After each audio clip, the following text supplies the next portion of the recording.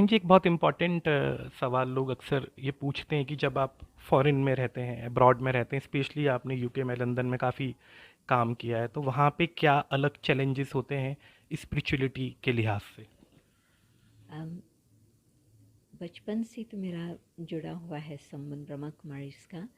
परंतु जब मैंने ज्ञान अच्छी तरह से समझा, आई वॉज 19। ये है 1968 की बात। और बाबा उस समय साकार में थे। तो ये मेरा भाग्य था, अनेक बार बाबा से मुलाकात रही थी। 1969 में बाबा ने शरीर छोड़ा, अव्यक्त हो गए। फिर जून मास में मुझे कहा गया कि तुम वापस लंदन जाओ और वहाँ पर कुछ सेवा करो। तो जब मैं वापस पहुंची तो मैंने देखा कि लोगों को मेडिटेशन में इंटरेस्ट है, लोगों को वेजिटेरियन डाइट का कुछ प्रचार हो गया है। और तीसरा मैंने देखा कि लोगों को योग के लिए बहुत इंटरेस्ट है। तो ये जैसे कि धरनी तैयार हो गई थी। और फिर तो जैसे लोग राजयोग की बातें सुनते गए तो उन्हों को लगा कि हाँ, इससे हमें कुछ बहुत अच्छी प्राप्ति हो सकती। और उन दिनों में हिप्पी कल्चर चलता था। Right, right. और बहुत लोग विदेश से आते थे भारत में देखने के लिए कि भारत में क्या है। उनको भारत की आध्यात्मिकता का खींच होती थी। तो जब वो यहाँ आते थे तो उनको लगता था कि यहाँ इस देश में बिल्कुल आध्यात्मिकता का फाउंडेशन है हर एक के लिए। मानो कि पुनर्जन्म यहाँ सब मानते हैं। जी, गीतों में, आम चालू भाषा में भी कर्म फिलॉसफी आदि ये सब बातें आती। जी, विदेश में तो बेशक कर्म फिलॉसफी का कुछ वर्णन आता, as you sow so shall you reap, जो आप बीज डालेंगे उसका फल निकलेगा। तो ये तो उन्हों के शास्त्रों में भी है, बाइबल में भी है। परंतु पुनर्जन्म नहीं मानते। आम तौर पर कुछ जी, कुछ लोग मानते। तो पहले तो लोगों को पुनर्जन्म पर समझाना, आत्मा शरीर अलग है। क्योंकि जो तीनों ही धर्म है, मुसलमान, यहूदी और क्रिश्चियनिटी, इन तीनों धर्मों में आत्मा शरीर अलग अलग है, ये मान्यता नहीं है। तो फिर उस हिसाब से उनको ये बात स्पष्ट करके समझाना। तो जो कुछ कुछ आत्माएं इन बातों पर गहराई से विचार करने वाली हैं, वो तो तैयार थी इन बातों को स्वीकार करने के लिए। बाकी थोड़ा टाइम लगा। फिर मैंने देखा कि जब 1974 दादी जानकी आई और जो विदेश वाले बिल्कुल पक्का राजयोगी बन करके इस मार्ग पर चलने लगे, दादी के ट्रेनिंग से वो टीचर बन गए। और वो जब फिर औरों को ये बातें सुनाते थे तो जैसे हमजन्स होता है ना, तो फिर उस बात को स्वीकार करना थोड़ा सहज होता।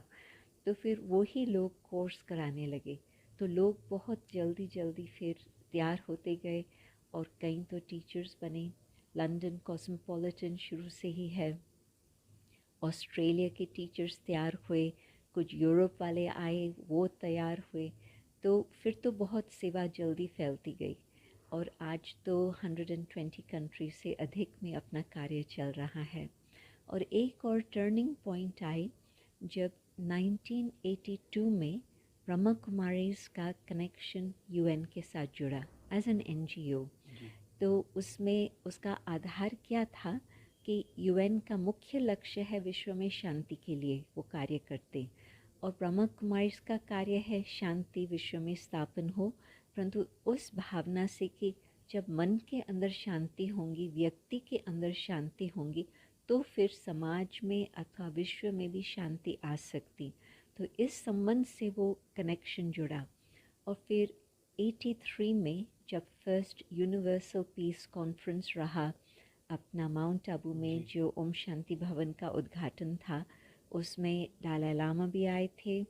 और first time high level UN का व्यक्ति न्यूयॉर्क से खास आया, specially for this NGO programme. तो उसमें बहुत पब्लिसिटी हो गई। तो उसमें क्या हुआ कि he was Robert Mueller, assistant secretary general of the United Nations. तो उसको दादी जानकी के द्वारा बहुत अच्छी अनुभव, वाइब्रेशन, जी, वाइब्रेशंस और जो ज्ञान, वो अपने सेक्रेटरी को कह देता था कि जब दादी आती है तो आप मुझे बिल्कुल डिस्टर्ब नहीं करना, न फ़ोन कॉल्स थ्रू करना, न किसी को आने देना। और वो कागज़ पेंसिल लेके बैठता था कि दादी जो बोलेंगी वो मैं लिखता जाऊंगा। तो दादी को एक बारी उसने कहा कि दूसरे लोग जो हमारे पास आते हैं हमसे कुछ लेने के लिए आते हैं, आप जब मेरे पास आती हो मुझे आप कुछ दे के जाती हो, मेरे से कुछ आप लेते नहीं हो। तो वो आकर के आबू पहुंचा था। तो उसके आने से विदेश में भी वो हमको बहुत मदद मिली कि कई लोग उसके पास उसके बाद में फिर जल्दी जल्दी आने लगे। फिर जो 84 का कॉन्फ्रेंस था उसमें मैडम सदात, अनवर सदात की विडो, तब तक उसका 1 वर्ष हो चुका था, तो उसके आने से भी कईयों तक आवाज़ पहुंचा। फिर dean of Westminster Abbey Edward Carpenter और उसकी वाइफ वो आए। तो मैंने देखा कि कई प्रकार से दरवाज़े खुलते गए और जो विश्व शांति का कार्य है उसमें बहुत जल्दी लोगों का इंटरेस्ट जागृत हुआ। 1986 था इंटरनेशनल ईयर ऑफ पीस और उसमें ब्रह्मा कुमारीज को 7 पीस मैसेंजर्स अवार्ड मिले, क्योंकि जो अपना कार्य था वो था 1 million minutes of peace appeal. हम अपील कर रहे थे पैसे इकट्ठे करने के लिए नहीं, परंतु हम अपील कर रहे थे कि लोग अपना मिनट्स देवें, कलेक्शन ऑफ मिनट्स। उसमें हम उन्हों को कहते थे या तो आप प्रेयर कर सकते हो कोई भी प्रकार की विश्व शांति के लिए, आप या मेडिटेशन कर सकते हो, या तो आपको उन बातों में विश्वास नहीं है, आप पॉजिटिव प्योर थॉट्स रखो, बस 1 मिनट 2 मिनट 10 मिनट जितना भी आपको टाइम मिले। तो उसमें 1 बिलियन मिनट्स कलेक्शन हो गया। तो ये हो गया एक प्रोजेक्ट जो it was the biggest non fund raising project organised by an NGO for the year of peace. तो 7 पीस मैसेंजर अवार्ड्स मिले। फिर तो कार्य बढ़ता गया। तो इस तरह से बहुत छोटे से स्थान को शुरू करते फिर तो अभी विश्व भर में फैल गया है। और इंग्लैंड में तो जहाँ दादी 40 वर्ष रह के सेवाएं की, वहाँ पर तो अपना बहुत सुंदर कस्टम मेड बिल्डिंग है जहाँ पर 700 लोग ऑडिटोरियम में बैठ सकते हैं।